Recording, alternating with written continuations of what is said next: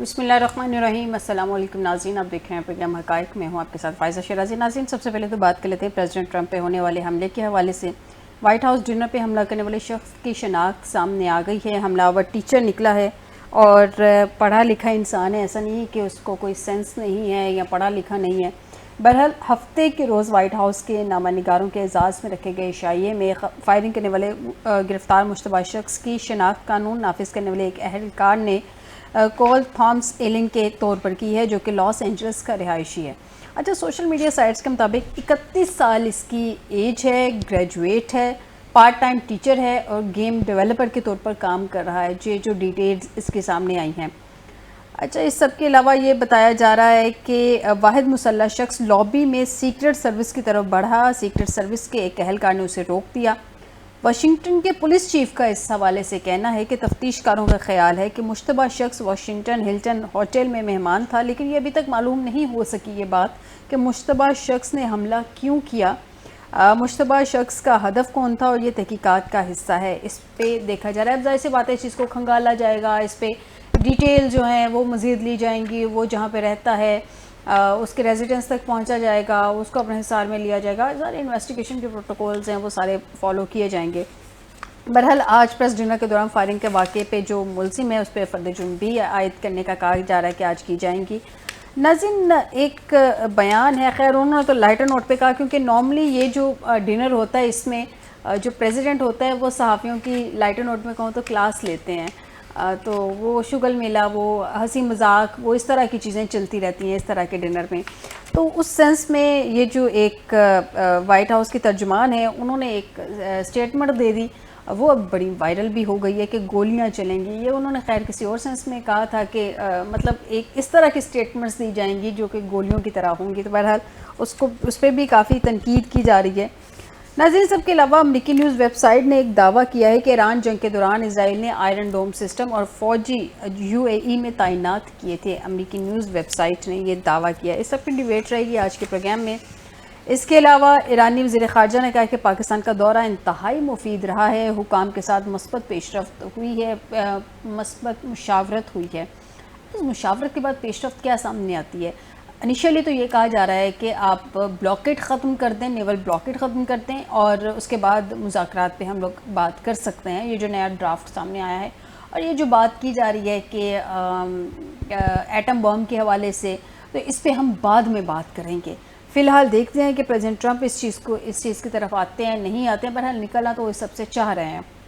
ناظرین, سب کے علاوہ خطے میں امریکی حامیوں پہ آبنائے ہرمز کے مضر اثرات کے سائے کو برقرار رکھنا حکمت عملی ہے. ایران کی یہ سٹیٹمنٹ ہے کیونکہ ہمارے یہاں ہونے والے منگل کو مذاکرات ہوئے نہیں, کیونکہ دونوں سائڈ, ایران نے بڑی ہارڈ لائن لی ہوئی تھی, تو اس کی وجہ سے پھر دوسری سائڈ سے بھی جو دو نام سامنے آئے تھے کشنر اور دوسرے, وہ بھی پھر وہاں سے نہیں نکلے. پریزیڈنٹ ٹرمپ نے وہ منع کر دیا کہ جیسی بات ہے 17-18 گھنٹے کی وہ فلائی کر کے یہاں پہ آئیں گے, اتنا لمبا سفر, اور اس کے بعد یہاں پہ آگے کوئی مثبت مذاکرات بھی نہ ہو سکیں. تو بہرحال یہ ساری چیزیں سامنے ہیں, سب پہ ڈیبیٹ رہے گی آج کے پروگرام کے پہلے حصے میں. آپ کو بتائیں کہ ہمیں اسٹوڈیو میں جوائن کیا ہے میاں سیف الرحمان صاحب. میں سینئر صحافی ہیں, سینئر انالسٹ ہیں. بہت شکریہ میاں صاحب آپ کو جوائن کرنے کے لیے. وائس مارشل ریٹائرڈ اعجاز ملک صاحب ہیں, سینئر انالسٹ ہیں. بہت شکریہ ملک صاحب آپ کا ہمیں جوائن کرنے کے لیے. سب سے پہلے میاں صاحب آپ کی طرف پاکستان کا دورہ انتہائی مفید رہا, حکام کے ساتھ مثبت مشاورت ہوئی ہے. اس مشاورت کے بعد کچھ پیش رفت ہوتے دیکھ رہے ہیں؟ نہیں, دیکھیں, مشاورت کو صرف آپ نئے ہرمز کے کھلنے یا سیز فائر کی توسیع یا مکمل جنگ بندی کے تناظر میں نہ دیکھیں. پاکستان اور ایران کے مابین بھی کچھ معاملات ایسے تھے جو حل طلب تھے, اور بہت سی چیزوں میں, جیسے ابھی آپ نے دیکھا کہ وہ 6 روٹس جو ٹرانزٹ کے, جو ایران کو جو تجارت ہے دیگر ممالک کے ساتھ, وہ پاکستان نے آئیڈینٹیفائی کر کے اوپن کر دیے ہیں. یہ بھی ایک بہت بڑا, میں سمجھتا ہوں, بریک تھرو ہے. اس طرح جیسے اس میں بھی چونکہ ایران کی طرف سے ماضی میں سینکشن سے پہلے جو گیس پائپ لائن تھی وہ کافی حد تک تھرو ہو گئی تھی, پاکستان کے سرحد تک بچھا دی گئی تھی ایران کی طرف سے. اور ایران کی طرف سے جب ہمارے ہاں کو لوڈ شیڈنگ کا بہت زیادہ کرائسس تھا تو ان کی طرف سے بجلی کی بھی آفر تھی ہمیں, 1000 میگا واٹ کی ابتدائی آفر تھی. تو اس طرح کے ہمارے بہت سے ایسے معاملات ہیں. ہم تقریباً اس میں ہمیں جیسے ایک بائی پروڈکٹ نہیں ہوتا فائزہ ایک چیز کا, ہمیں ایک بائی پروڈکٹ ملا ہے کہ ہم آپس میں ایک دوسرے کو زیادہ سمجھنے میں, جو ہمارے اندر یکجہتی کا یا برادرانہ جذبات تھے, اگر وہ کہیں دبے ہوئے تھے یا کسی مس گیونگ کا یا دوریوں کا شکار تھے وہ کم ہوئی ہے. اس نظریے سے بھی آپ دیکھیں کہ عباس عراقچی اگر کہتے ہیں کہ ہمیں بہت مفید مشورہ رہا, اچھا مفید مشورہ چونکہ اس وقت تو ماحول چل رہا ہے وہ جنگ والا ہی, تو اس لیے اس وقت ہم سب ایکسپیکٹ کر رہے ہیں کہ اس تناظر میں بھی انہوں نے بات کی ہے. تو یقیناً اس میں چونکہ میرا ذاتی خیال ہے کہ ایران کا جو موقف ہے وہ اس میں کوئی نکھار آ گئے, جسے اب ٹرمپ صاحب بھی کہہ رہے ہیں کہ جی ان کے 10 پوائنٹس, ان کے جو پوائنٹس تھے اس میں مزید 10 منٹ بعد مزید پوائنٹ ہے جو پہلے سے بہتر ہے. پہلے سے بہتر ہے, تو لیکن اس وہ کا کہہ رہے ہیں لیکن تو اس پہ بھی خوش نہیں ہے. جی اس پہ بھی خوش نہیں ہے. دیکھیں ان کی خوشی کے لیے تو دنیا نہیں بیٹھی جی, فائدہ یہ دیکھیں نا, ناخوش ہو کے دنیا کو مصیبت میں میں ضرور کہتا ڈال ہوں دیتے دیکھیں کہ ایک شخص بھلے وہ پوری کائنات کا بادشاہ بن جائے, اس کے اوپر تو نہیں سارا انحصار ساری کائنات کا نا جی. بات یہ کہ ٹھیک ہے اگر طاقتور ملک ہے, ملٹری مائٹ ہے جی, ڈالر کی بھی حکومت تھی جو اب وہ بھی میرا حال زوال پذیر ہے, ڈالر کی جو طاقت ہے. اب تو پاکستان نے, آپ کو پتا ہوگا کہ پاکستان نے تو پہلے بھی آج سے کوئی 5-6-7 سال پہلے ہلکی سی ایک تجارت کی تھی 13% چین کے ساتھ RMB میں, چینی کرنسی میں, لیکن وہ سلسلہ رک گیا, پاکستان پایا نہیں رہا سب سے پہلے. لیکن اب باقی ممالک بھی کہہ رہے ہیں کہ جی چین کے ساتھ چین کی کرنسی RMB میں یوان کے اندر تجارت کی جائے. تو ڈالر کی ہیجمنی چیلنج ضرور ہوئی ہے. ابھی یہ نہیں میں کہہ رہا کہ وہ ختم ہو جائے گی, ابھی تو بڑا ٹائم لگے گا, دنیا میں سارا سسٹم کے اندر وہ سرایت کر چکا ہے, سارا سسٹم چینج آتا تو سرایت کر چکا ہے سسٹم. تو اس لیے میں سمجھتا ہوں کہ ہمیں تو ایران کی طرف سے اب بہتری کی امید لگ رہی ہے. کم سے کم ہمارے ان کا وہ جو برادرانہ تعلقات ہیں ان میں بڑھوتری ملی ہے. اور اب چونکہ جس طرح کی باتیں ہمارے اینالسٹ بھی کر رہے ہیں, کچھ باتیں فضا میں ہوتی ہیں وہ کیچ ہو جاتی ہیں, تو جو ہم لوگ بھی کہہ دیتے ہیں, بعض لوگ سمجھتے ہیں کہ یہ صرف گپ شپ ہے.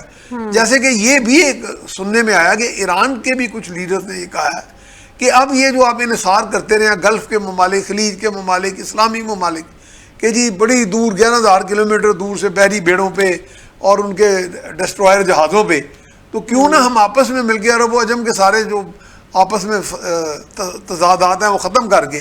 ملک صاحب سے جانتے ہیں. ملک صاحب, یہ جو روسی صدر سے ملاقات جنگ کی پیش رفت اور موجودہ صورتحال کا جائزہ لینے کا اچھا موقع ہوگا. یقین ہے کہ دونوں ممالک کے درمیان مشاورت اور ہم آہنگی خاص اہمیت کی حامل ہوگی. ایرانی وزیر خارجہ کی یہ اسٹیٹمنٹ سامنے آئی ہے, اس کو کس تناظر میں دیکھتے ہیں آپ؟ جی فائزہ بہت شکریہ. یہ ایک بڑی ایفیکٹیو موو ہے ایران کی طرف سے کہ انہوں نے اپنے جو خیر خواہ ملک ہیں یا جو ان کے ایلائز ہیں ان کو وہ مکمل طور پر اپڈیٹڈ اور آن بورڈ کر رہے ہیں towards the final round of negotiation. میرے اپنے ذاتی اوپینین میں جلد یا تھوڑی تاخیر سے ایک فائنل راؤنڈ ہوگا اور اس میں یہ سارے معاملات کسی نہ کسی طرح طے پا جائیں گے.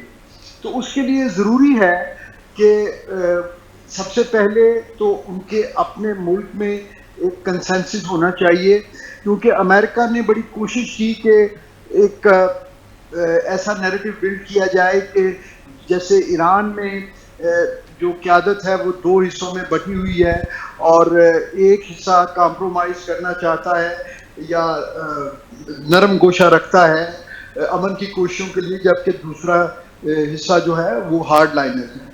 لیکن ایران مجموعی طور پہ ڈفرینس آف اوپینین تو ہے ڈیفینیٹلی, کیونکہ دونوں ادارے جن کی طرف وہ ریفر کر رہے ہیں پریزیڈنشل آفس یا منسٹرز ہیں ان کے, یا دوسری طرف ان کے جو ریپبلکن IRGC کے کمانڈر ہیں, ان کا اپنا اپنا اسپیسیفک رول ہے اور انہوں نے اسی کے مطابق رسپانس دینا ہے. تو وہ ایران عمومی طور پہ بالکل اس پہ یقین ہے ان کے, اور پاکستان کو وہ مکمل اعتماد کی نظر سے دیکھتے ہیں, کیونکہ اب اسٹریٹ آف ہرمز کا کنٹرول ایک میجر ایشو بن کے سامنے آیا ہے اور اس کے اوپر ابھی جو ہے ایک مذاکراتی بحران بنا ہوا ہے. لیکن ملک صاحب یہ بھی تو کہا جا رہا ہے نا کہ ابھی جو نئی شرائط سامنے آئی ہیں, ذرائع کے مطابق سامنے آ رہی ہیں کچھ, کہ ایران کی جانب سے نیا جو ابھی اپنی کچھ پوائنٹ سامنے رکھے گئے, اس میں یہ کہ بلاکیٹ ختم کر دیں پہلی سٹیج پہ, تو ہم اب نئے ہرمز کھول دیں گے اور پھر اس طرح سے مذاکرات آگے بڑھیں گے, پھر یہ جو نیوکلیئر ہے اس پہ بعد میں بات ہوتی رہے گی. آپ اس کو کتنا افیکٹولی دیکھ رہے ہیں؟ جی دیکھیے فائزہ, اپنا ہرمز کا کنٹرول جنگ کی وجہ نہیں تھی. یہ تو بڑی لیٹر سٹیج پہ ایک سینٹر آف گریوٹی بن کے اس میں سینٹر سٹیج پہ یہ چیز آئی اور اب اس کے اوپر ہی فوکس ہو گیا ہے. ایران نے تو اپنا ہرمز کھول دی تھی پہلے راؤنڈ کے بعد. یہ تو امریکہ نے نیول بلاکیڈ کیا جس کے رسپانس میں ایران نے اس کو بند کیا. اور نیول بلاکیڈ جو ہے یہ in itself is an act of war. یعنی ٹیکنیکلی نیول ٹرمینالوجی میں بلاکیڈ اگر آپ کرتے ہیں تو ضروری نہیں ہے کہ آپ کوئی شوٹنگ وار کریں یا آپ ویسلز پہ جو ہے نا کوئی فورسفلی کوئی کام کریں. صرف آپ کی پریزنس اور یہ پوسچرنگ اور یہ اعلان کہ آپ نے بلاکیڈ کر دیا ہے کسی واٹر چینل پہ, یہ ایکٹ آف وار ہے. تو یہ کیسے ہو سکتا ہے کہ آپ ایک طرف مذاکرات کی بات کر رہے ہوں, آپ سیز فائر ایگری کر چکے ہوں اور پھر آپ ایکٹ آف وار پہ بھی انسسٹ کرتے ہیں. تو یہ تو پرابلم امریکہ کا کریٹڈ ہے, اور وہ بھی اس لیے کہ پریزیڈنٹ ٹرمپ کو ڈومیسٹک پالیٹکس دیکھنا ہے, ان کو اپنے گرتی ہوئی ساکھ دیکھنی ہے, اور امریکہ کے لیے کوئی فیس سیونگ یا ایک فتح کا ایک فالس نیریٹو انہوں نے بلڈ کرنا ہے. تو یہ ایران اپنے مطالبات سے بالکل ہٹ پہ جانب ہے, اور اسی لیے بیک چینل ڈپلومیسی میں چین بھی جو ہے آن بورڈ ہے, کیونکہ چین بھی ایک ڈائریکٹ ایفیکٹ ہی ہے اس بلاکیڈ کا. آپ نے ہرمز بند رہتی ہے تو سب سے زیادہ فاسل فیول کی ترسیل وہ اس کا ایفیکٹ چائنا پہ آئے گا, اور اس کا پھر چائنا کے مینوفیکچرنگ سیکٹر پہ جب کوئی ایفیکٹ آتا ہے تو وہ ساری دنیا کی اکانومیز جو ہیں وہ خراب ہوتی ہیں. آپ دیکھیے ہر جگہ اسٹاک ایکسچینج کریش ہو رہی ہے. اور ایون امریکہ میں, امریکہ جیسا ملک جس کے پریزیڈنٹ یہ کہہ رہے ہیں کہ ہمارے پاس اپنا اور وینزویلا کا لیا ہوا بہت تیل ہے, ہمیں کوئی پرواہ نہیں ہے, وہاں پر آن دی ایوریج $1 سے $1.5 پر گیلن بڑھ گیا ہے, اور یہ 1 سے 1.5 ہے 4-5 95% ایران کا آئل جو ہے وہ تو چائنا وہاں سے اٹھاتا ہے. میں آپ کی جانب آتی ہوں ملک صاحب. میں صاحب یہ سیم کوشچن آپ سے کہ روسی صدر سے ملاقات, جنگ کی پیش رفت, موجودہ صورتحال کا جائزہ, اچھا اس سب کو ہم اس اینگل میں بھی دیکھ سکتے ہیں. ایران اور امریکہ تو اس سب میں دو پرنسپل پارٹیز ہیں ہی جنہوں نے آپس میں نیگوشیٹ کرنا ہے. پاکستان بھی ایک پرنسپل سٹانس پہ دونوں کے ساتھ کھڑا ہے کہ وہ ایک میڈیٹر کا کردار ادا کر رہا ہے, سالس کا کردار ادا کر رہا ہے. لیکن اس سب کے علاوہ کیونکہ اس جنگ نے نہ صرف ریجن کو بلکہ بیونڈ مطلب آلموسٹ ساروں کو ہی جو ہے وہ ڈسٹرب بھی کیا ہے اور افیکٹ بھی کیا ہے. تو اس میں اگر رشیا کی ہم انوالومنٹ دیکھیں, اس میں عمان کی انوالومنٹ دیکھیں, پھر یہ ایران کے عراقچی صاحب کا یہ دورہ دیکھیں پاکستان پہ وہ آئے, پھر اس کے علاوہ ایران کے وزیر خارجہ ریجنل کے پلیئرز کے ساتھ مسلسل رابطے میں ہے جو ہمارے تک خبریں پہنچ رہی ہیں. ایران کے وزیر خارجہ کی سعودی فارن منسٹر سے بھی فون پہ بات ہوئی ہے, بہت بڑی بات ہے یہ.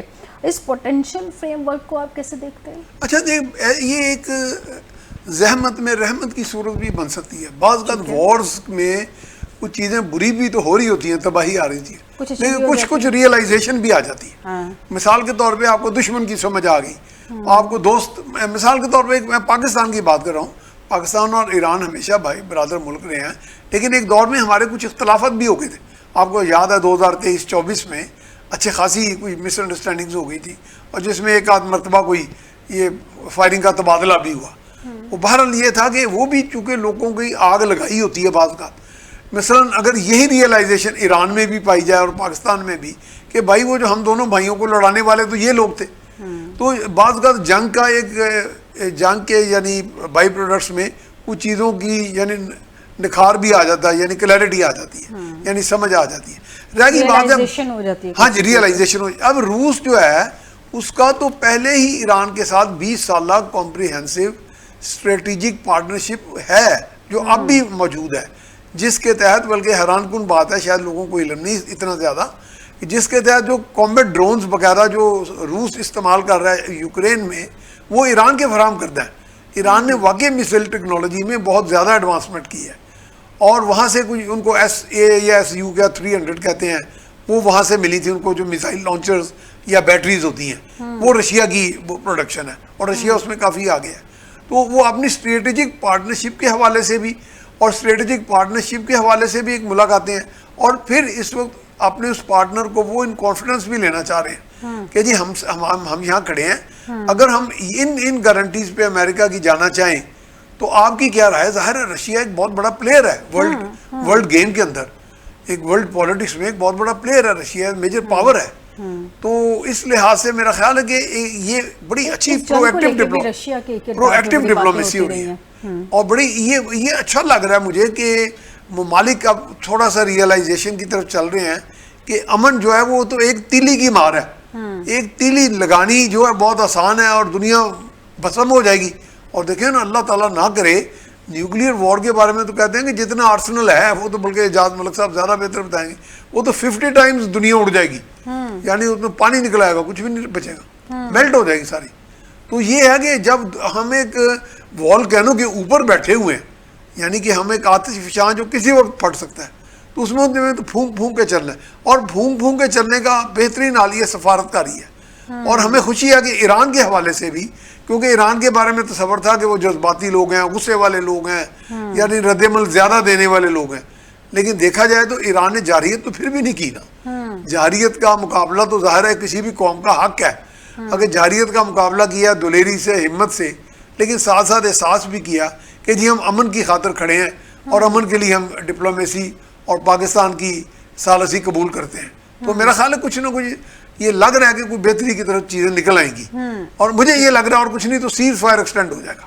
سیز فائر تو ابھی وہ چل رہا ہے، ابھی سیز فائر چل رہا ہے، لیکن اس میں کوئی ٹائم لیمٹ نہیں ہے. ہاں ٹائم لیمٹ نہیں ہے، آپ سمجھیں کہ وہ پازیٹیو چیز ہے. مجھے نہیں لگ رہا کہ جنگ ایک دم کو بھڑک اٹھے. اچھا، اس میں ایک اور چیز بھی ہے، پریزیڈنٹ ٹرمپ نے جب انہوں نے کہا کہ ہم پہلے انہوں نے اناؤنسمنٹ کی کہ یہ لوگوں کو بھجوا رہے ہیں ہم دو کشنر اور دوسرے کو، بعد میں انہوں نے کہا کہ یہ لوگ نہیں جا رہے ہیں، وہ بھی ایک سٹیٹمنٹ سب کے نالج میں ہے، جس طرح 18 گھنٹے کے وہاں سے جائیں گے. سفر کا تو بہانہ بیسیکلی یہ تھا کہ وہ دوسری سائڈ جو نہیں آئی تھی، اور عراقچی صاحب بھی صبح چلے گئے تھے، تو وہ پھر وہ اتنی دیر میں سیٹرڈے مارننگ انہوں نے وہاں سے نکلنا تھا، تو وہ پھر ایک چلیں اس کو ایک انہوں نے کور لے لیا.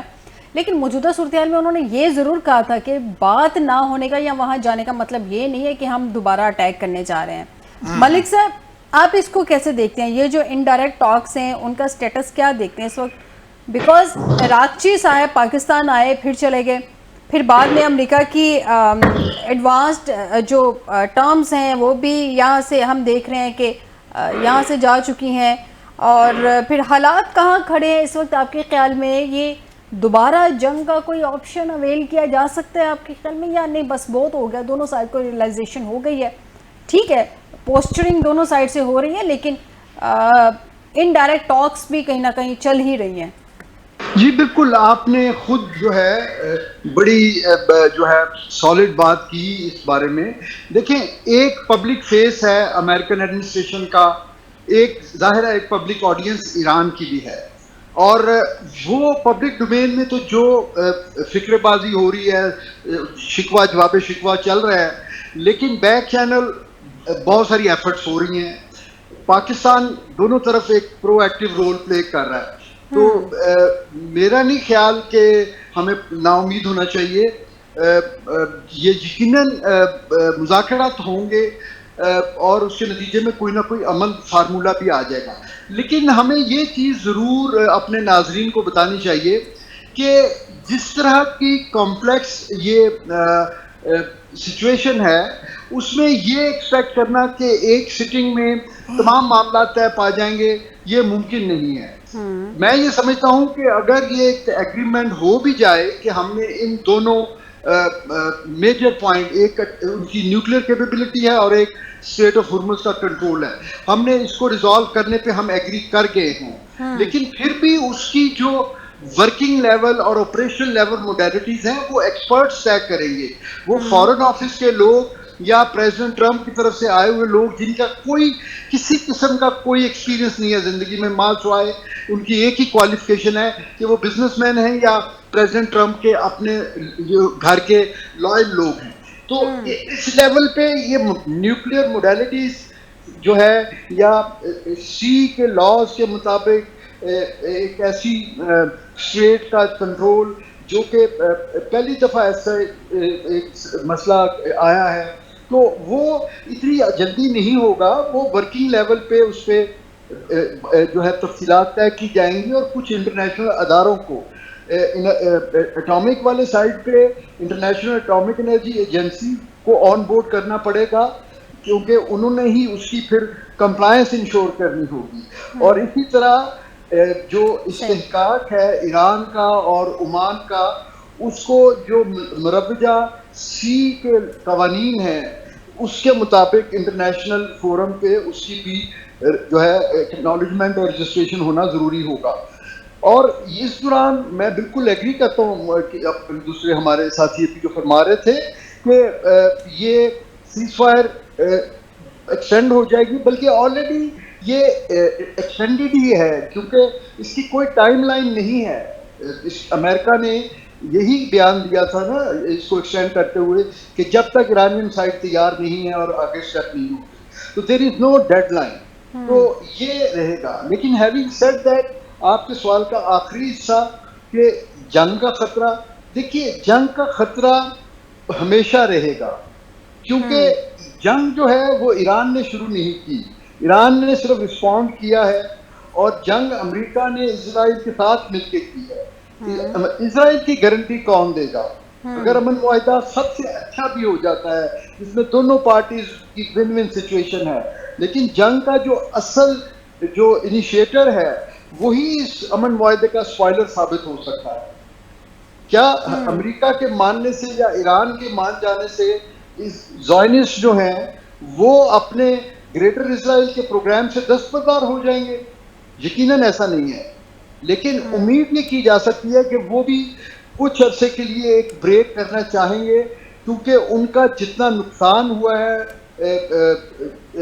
تباہی جو پھیلائی ہے ایران نے اسرائیل میں، وہ ان کی پوری ہسٹری میں آج تک کبھی ایسا نہیں ہوا. وہ 2 جنگیں لڑے اور اس وقت جو ان کے ہمسایہ ملک تھے وہ بڑے طاقتور ملک سمجھے جاتے تھے، ان کے پاس فوجیں بھی تھی، ایئر ڈیفنس بھی تھے، ایئر فورسز بھی تھی، لیکن پھر بھی ان میں سے کوئی مین لینڈ اسرائیل پہ اٹیک نہیں کرتا تھا یا کر سکتا تھا. لیکن ایران نے تو ان کی اینٹ سے اینٹ بجا دی ہے. یعنی پچھلے 6 ہفتوں سے وہ لوگ جو ہیں جو پہلے کبھی شیلٹرز میں نہیں گئے تھے، اب وہ عام آدمی سے لے کے پرائم منسٹر تک وہ سارے جنگ کے دوران شیلٹرز میں رہے. تو ہمیں اسپوائلر پہ نگاہ رکھنی ہوگی اور امن کی امید رکھنی چاہیے.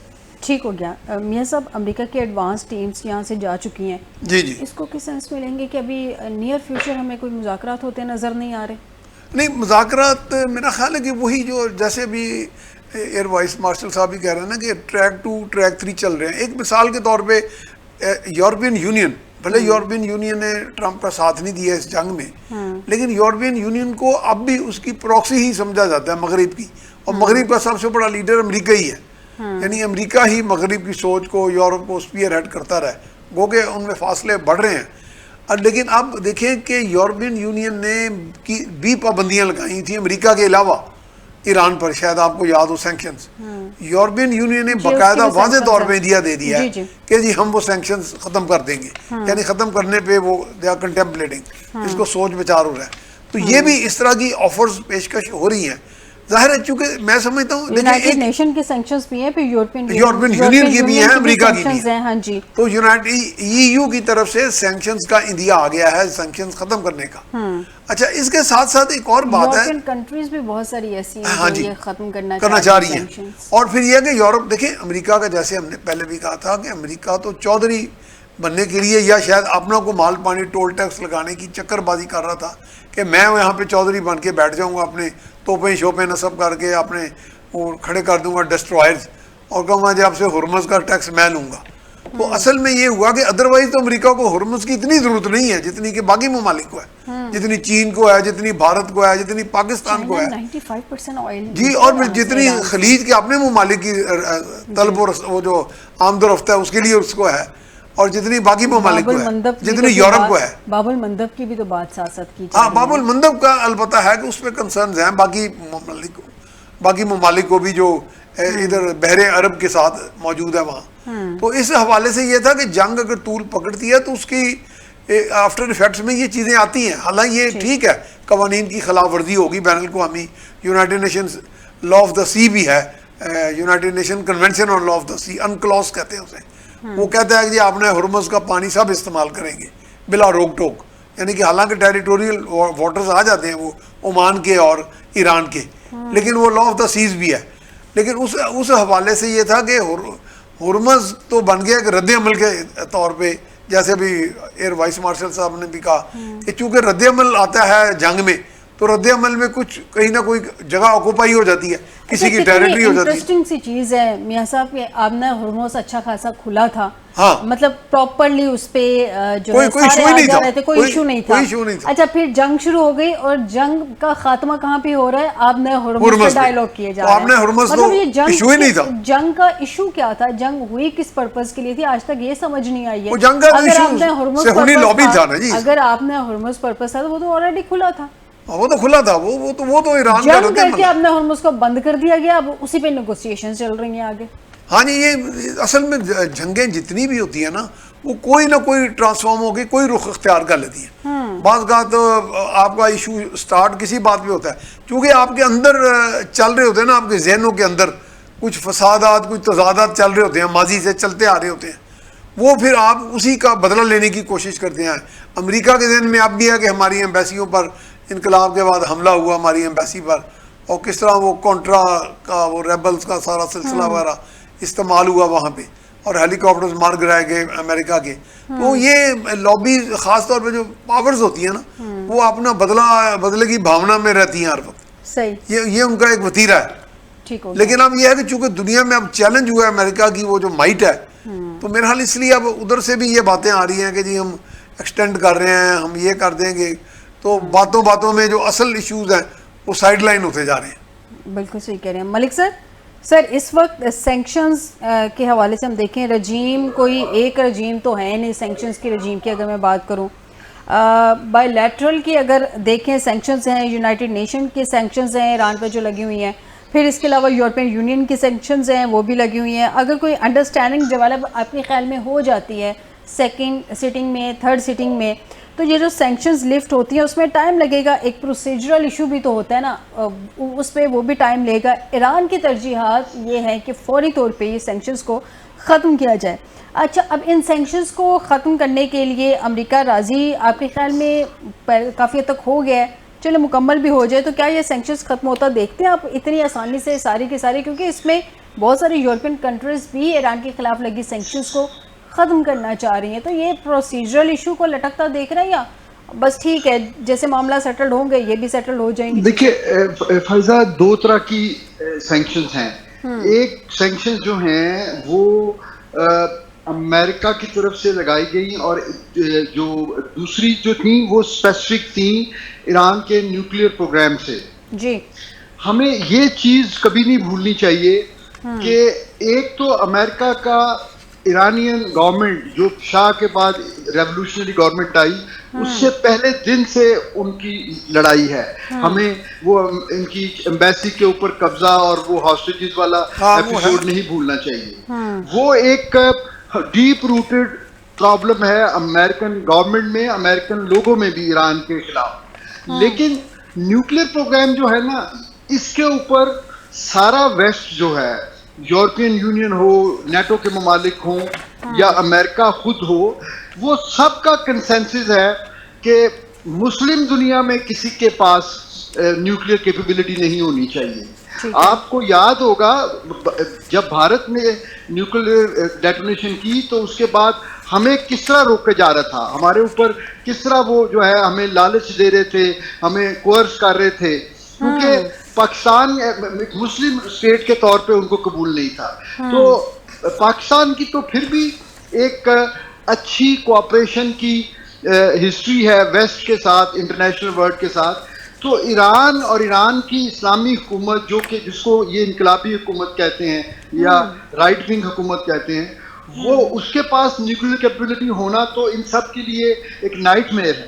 اس لیے جو نیوکلیئر ریلیٹڈ ہیں وہ پابندیاں کا اٹھانا وہ مشروط ہے کہ نیوکلیئر کے اوپر کیا کمپرومائز ہوتا ہے یا کیا سمجھوتا ہوتا ہے. لیکن وہ امریکہ جس چیز پہ ایگری کرے گا، ای یو اور نیٹو کے ممالک بھی اس کو جو ہے فالو کریں گے.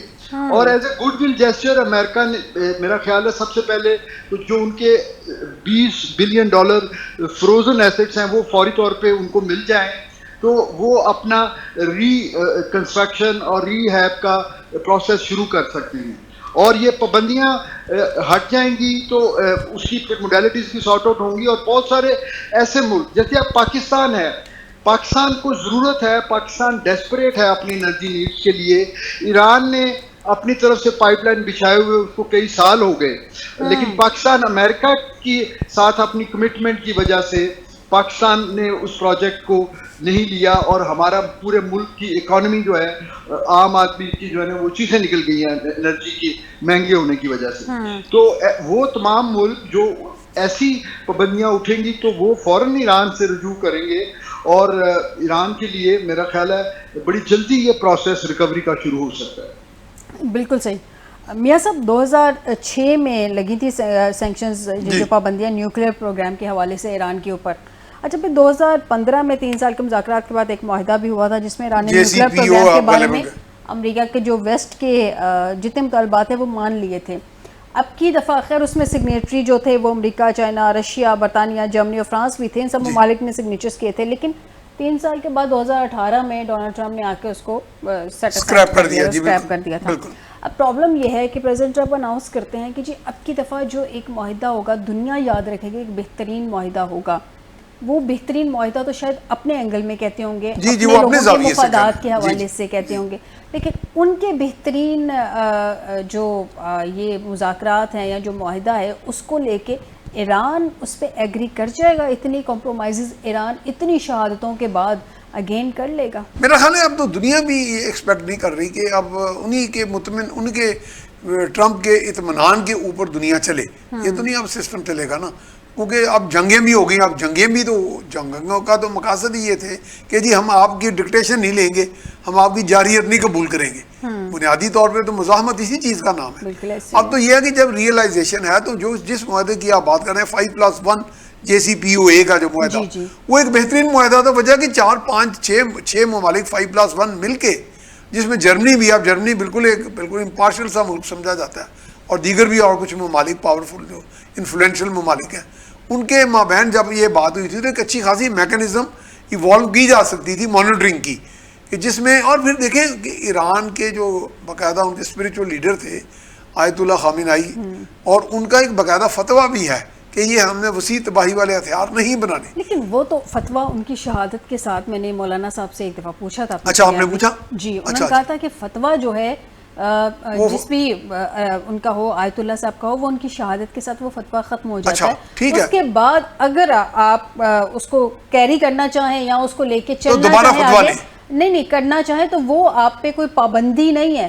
لیکن آپ اس کی وہ جس کے نا بائنڈنگ ہے وہ بھی نہیں ہے پھر آپ. اچھا وہ بائنڈنگ نہیں ہے. تو ہے. میرا خیال ہے یہی چیز ہے نا, یہی اپریہنشن مغرب کو ہے کہ پاکستان کی تو چالاکیاں, پاکستان کی جسے ہمارے بھائی ایئر وائس مارشل صاحب کہہ رہے ہیں کہ کوآپریشن, پاکستان نے چالاکی ہوشیاری سے پاکستان کی تمام حکومتوں نے, فوجی غیر فوجی, سیاسی, جمہوری غیر جمہوری نے ایک تسلسل کے ساتھ اس پروگرام کے ساتھ اپنی کمٹمنٹ نبھائی, اس کو مضبوط کیا. ایران نے تھوڑی سی, میں بیوقوفی کا لفظ نہیں کہنا چاہ رہا تھا, تھوڑی سی انہوں نے نا وہ چالاکی جو تھی وہ دیکھیں بعض جذباتیت میں چالاکی ختم ہو جاتی ہے. جب میں اپنے اوپر یہ بات طاری کر لوں کہ چلو وہ تو بڑا طاقتور ہے تو ہم بھی بڑے جذباتی ہیں, ہم بھی بڑے فائٹر ہیں, تو یہ چیزیں بعض اوقات بومرنگ کر جاتی ہیں, بیک فائر کر جاتی ہیں. جیسے ہیں کہ شیر آیا شور زیادہ ہوا, بم آیا جے, وہ بم سے پہلے ادھر سے بم آ گیا. تو کہنے کا مقصد ہے کہ کوئی چیزیں جیسے پاکستان ہوشیاری سے, سمجھداری سے, ڈپلومیٹیکلی کچھ باتیں لے دے سے کچھ بڑے طریقے سے چلتے رہے. پابندیاں ہم پہ بھی لگی, پاکستان پہ سب سے زیادہ دباؤ تھا, ایران نے تو وہ دباؤ فیس ہی نہیں کیا. اور ایران کو تو یہ گزشتہ 40-46 سال سے, پاکستان تو یہ گزشتہ کئی دہائیوں سے فیس کر رہا ہے یہ ساری چیزیں. تو پاکستان نے ہر دور میں, حتیٰ کہ وہ دور بھی جب مشرف کو کہا گیا جی ڈاکٹر قدیر پہ ایکشن لو, وہ دور بھی ہم نے دیکھا. پھر یہ تھا کہ صدر ضیاء کے دور میں کہا گیا جی, کانگریس نے کہا اپنے صدر کو کہ جی پاکستان پھر وہ لگا ہوا اپنا پروگرام, ہمیں تو CIA کی رپورٹس آئی ہیں, اس کے لیے سرٹیفکیٹ لیں. اور باقاعدہ امریکن صدر نے کہہ دیا کانگریس کو جی نو ایشو, کوئی چیز نہیں ہے, ہم نے ان کے ساتھ بات کر لی, وی آر سیٹسفائڈ. تو یہ تھا کہ یہی آپ کی ڈپلومیسی تھی. یعنی ڈپلومیٹیکلی ہماری ایک حکومت, دوسری حکومت, تیسری حکومت, چوتھی حکومت, 5-6 حکومتیں چلتی آئیں, حالانکہ ان کے اپنے نظریاتی اختلاف بھی تھے. لیکن آج الحمدللہ ہمارا پروگرام ایسی حالت میں موجود ہے جو کسی ایک جگہ مجتمع بھی نہیں ہے, جس کو آپ جا کے رد کرنا, ڈسمینٹل کرنا, لے جانا, جس طرح کی افواہیں ہیں, وہ پاسبل ہی نہیں ہے. اور وہ آپ کا ایک بہت بڑا ڈیٹرنس بن گیا ہے.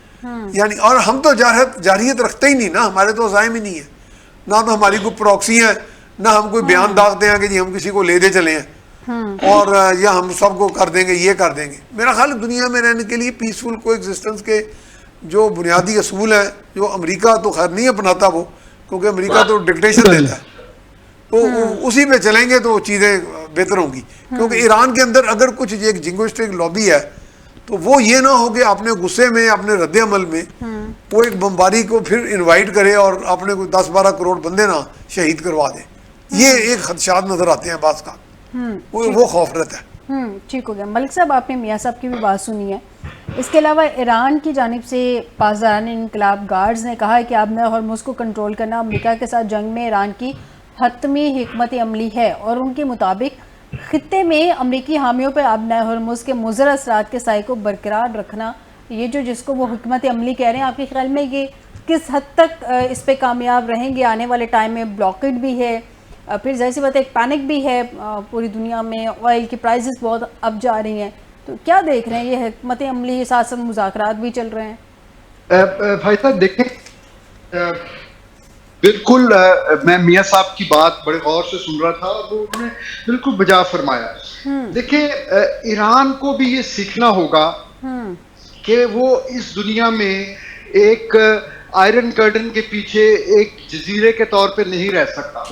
آج کل کی گلوبل دنیا میں پیسفل کو ایگزسٹنس جو ہے نا وہ ہی ایک حل ہے.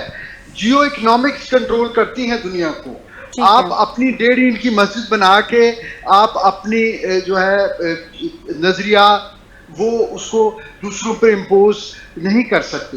ایران کو بھی ریکنسائل کرنا پڑے گا اپنے ریجن میں, تو اس سے ایران کے لیے ایک ایکسیپٹیبلٹی آ جائے گی دنیا میں. وہ جو ان کے اوپر الزام تراشی ہوتی ہے کہ یہ ایکسٹریمسٹ ہیں, ان کو بھی اپنی بہتر پرسیپشن مینجمنٹ کرنی چاہیے, اور ان کو اس نیریٹو کو بدلنا ہے کہ اس خطے میں ایکسٹریمسٹ یا دہشت گرد صرف اسرائیل ہے, باقی سب لوگ تو مظلوم ہیں. لیکن ایران اپنے اس طرح کی جو ہے نا جارحانہ بیان بازی سے وہ پھر اپنا کیس خراب کرتا ہے. اور ایران کے اندر آپ دیکھیں جو ان کے ریفائنڈ وہ ہے نا ریفارمسٹ یا پروگریسو لوگ ہیں, جو عراقچی صاحب یا دوسرے پریزیڈنٹ کے آفس کے دوسرے لوگ, یہ بڑے پڑھے لکھے ایکسٹریملی پڑھے جو ہے نا دنیا کی بہترین یونیورسٹیز کے وہ پی ایچ ڈی ہیں, وہ دنیا کو سمجھتے ہیں, وہ بڑے اور بڑے بردبار لوگ ہیں. لیکن جو نظریات کے ساتھ جو لیگیسی رکھتے ہوئے جو ان کے ریپبلکن گارڈز ہیں, وہ ان کو تھوڑا سا ریکنسائل کرنے کی ضرورت ہے. ہم خدا نہ خواستہ یہ نہیں کہہ رہے کہ وہ ایسا سوئنگ لے لیں کہ وہ اپنی نظریات چھوڑ دیں یا اپنے آپ کو سرنڈر کر دیں, لیکن آپ کو اپنی صلاحیتیں انٹیکٹ رکھتے ہوئے دوسروں کی جو سینسٹیوٹیز ہیں نا اس کو بھی کہیں نہ کہیں اسپیس دینی چاہیے. بالکل ٹھیک ہے, ٹھیک ہو گیا. اور یہ اختلافات جو مسلم ملکوں میں ہیں, آپ نے پروگرام کے شروع میں کہا کہ وہ آپس میں ایک جو ہے نیا کوآپریشن یا کولیبریشن, یہ کہنا آسان ہے, کرنا بہت مشکل ہے. کیونکہ ایران اور جو دوسرے عرب ممالک ہیں ان کے آپس میں صدیوں پرانے اختلافات ہیں, ان کے سویلائزیشنل اختلافات ہیں, ان کے ریلیجن ایشوز ہیں. یہ جتنے مطلب جو سعودی عرب جس اسلام کو فالو کر رہا ہے وہ آپ کو پتہ ہے وہ کتنا مختلف ہے ایران کے آئیڈیالوجی سے. پھر ان کے اکنامک انٹرسٹ آپس میں متصادم ہے. ٹھیک ہے, تو یہ ساری چیزیں وقت لگتا ہے ایسی چیزوں کو سیٹل ہونے میں، لیکن اگر اس طرف سوچ ہو تو ہر بڑا کام پہلے قدم سے ہی ہوتا ہے. اور بالکل صحیح ہے، پہلا قدم میرے خیال میں اٹھا لیا گیا ہے. میں میاں صاحب کے پوائنٹ پہ ایک چیز ضرور ہائی لائٹ کرنا چاہوں گا کہ جو ہمارا نیوکلیئر پروگرام اور کیپیبلٹی ہے، ڈیٹرنس رکھتے ہیں ہم، الحمدللہ اس میں پوری قوم جہاں مبارکباد کی مستحق ہے، وہاں پہ تمام حکومتوں میں جو چیز کامن رہی نا، جس نے اس کو سپورٹ کیا اور اپنے کندھوں پہ اٹھا کے چلتے رہے، وہ ہماری اسٹیبلشمنٹ تھی، جس کو ہم اب ایک اسٹیبلشمنٹ ہمارے ملک میں نا وہ ایک نیگیٹو لفظ بن گیا ہے. ادروائز آپ دیکھیں یہ ہماری سول اور ملٹری اسٹیبلشمنٹ تھی جس نے بڑے ڈسکریٹلی، یعنی بھٹو صاحب سے یہ کام شروع ہوا اور بھٹو کو پھانسی دینے والے جنرل ضیاء نے اس کو پروان چڑھایا اور اس کے بعد آنے والی حکومتوں نے بھی کیا. تو ان کے پیچھے جو ریڑھ کی ہڈی کا کام کیا وہ بیوروکریٹ سے، وہ سائنٹسٹ سے، اور وہ ملٹری کی لیڈرشپ تھی. تو یہی اسٹیبلشمنٹ ہوتی ہے جو ریاست کے ساتھ سنسیئر ہوتی ہے، وہ متاثر نہیں ہوتے. بالکل ٹھیک سر، آپ کا پوائنٹ آ گیا. تو یہ میں ہائی لائٹ کرنا چاہ رہا تھا کہ ہمیں اپنی تنقید میں جو ہے نا ان چیزوں کے جو افادیت ہے یا ان کی جو کنٹریبیوشن ہے، پازیٹیو پہلو بھی ہمیں سامنے رکھنے چاہیے. بالکل ٹھیک ہو گیا سر، آپ کا پوائنٹ آ گیا. بہت شکریہ ایئر وائس مارشل ریٹائرڈ اعجاز ملک صاحب مجھے پروگرام میں جوائن کرنے کے لیے. میاں سیف الرحمان صاحب مجھے اسٹوڈیو میں جوائن کرنے کے لیے آپ کا بہت شکریہ. ناظرین آج کے پروگرام سے دیجیے گا اجازت. بشرط زندگی آپ سے دوبارہ ملاقات ہوگی. اپنا خیال رکھیے گا. اللہ حافظ.